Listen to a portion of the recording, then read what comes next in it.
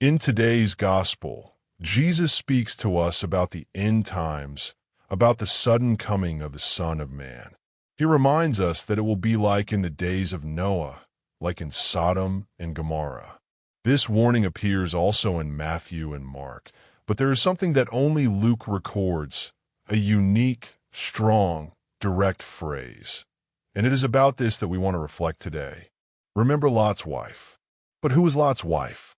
In the book of Genesis, God announces that he will destroy Sodom and Gomorrah because the sins of that city cried out to heaven. Abraham intercedes, asking God to spare the city, but not even 10 righteous people were found. So God sends angels to warn Lot that he must leave the city with his wife and daughters. There was, however, a clear warning: leave the city, but do not look back. For God would rain fire and sulfur on that place. But in the middle of the escape, Lot's wife looked back, and she became a pillar of salt. And Jesus tells us, remember Lot's wife. What does this mean? It means that the spiritual life requires movement, direction, a firm gaze, not backward but upward. Lot's escape is not just an ancient story.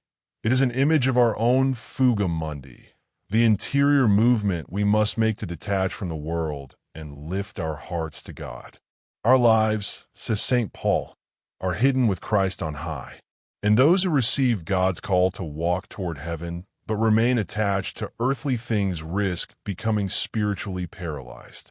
Like Lot's wife, many begin well.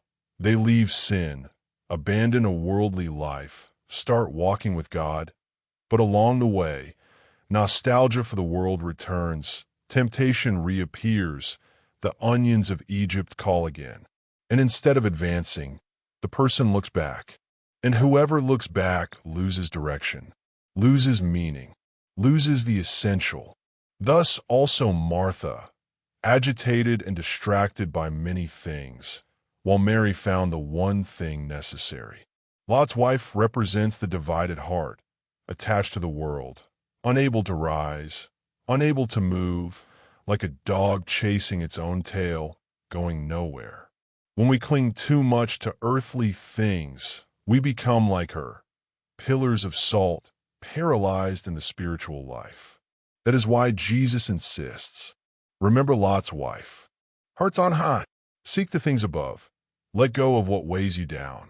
Heaven is our destiny. Christ is our way. And grace is the strength that moves us. May the Lord grant us today a free, obedient, firm heart, one that does not look back but walks always toward Him. God bless you.